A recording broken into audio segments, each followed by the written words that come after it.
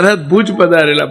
ભુજમાં ગંગારામ મલના ત્યાં મહારાજનો નિવાસ સ્થાન ને એક વાણિયાને ખબર પડી બધા સ્વામિનારાયણના દર્શન કરવા જાય છે, ચલો હું જઉં. એ વાણિયાને બધા જોવે, બધાના હાથમાં કંઈક વસ્તુ હોય, કોઈ ટેટી લઈને જતું હોય ને કોઈ તડબૂટ લઈને જતું હોય ને કોઈ પપૈયો લઈને જતું હોય ને કોઈ ખાલી હાથે ન જવાય. અને કોઈ પૂછ્યું કે બધા લઈને શું જાવ? કે સ્વામી ભગવાનના દર્શન કરવા જઈએ ને તો ખાલી હાથે ન જવાય. એને વિચાર કર્યો કે મારું બેટું મારે હું લઈ જવું, બરાબરનો લોભી.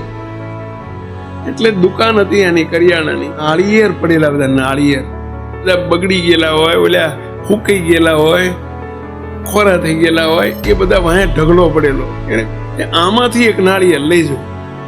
એને ખોરું નાળિયેર લીધું અને પછી મહારાજ આગળ લઈને મૂક્યું નાળિયેર. અને એ પ્રભુ મારી પર કૃપા કરજો, તમે તો સર્વાધાર છો, સર્વનિયંતા છો, સર્વકાળના કારણ છો, તમે તો ભગવાન છો, સાક્ષાત છો, અનંત જીવના કલ્યાણ કરો છો, મારું કરી નાખજો. હું કંઈ કરું એવો નથી, બોધો છું, ખોટો છું, પણ મારું કલ્યાણ કરજો. આમ બોલે મારો બેટો. સ્વામિનારાયણ ભગવાન કે ભગુજી આ નાળિયેર ફોડો, આ નાળિયેર ફોડો સભા વચ્ચે. હવે નાળિયેર તો બીજા બહે પડ્યા હતા, પણ મહારાજ કે આ નાળિયેર ફોડો, આપણે સભા વચ્ચે જમવું છે. કે નાળિયેર નીકળ્યું ખોટું. એટલે વાણિયા નાળિયેર ખોટું નીકળ્યું, તું આવું લાયો, ખોટું લાયો. સ્વામિનારાયણ હું ખોટો, આખી દુનિયા ખોટી, જગત ખોટું, તમે સાચા છો ને મારું કલ્યાણ કરજો. કે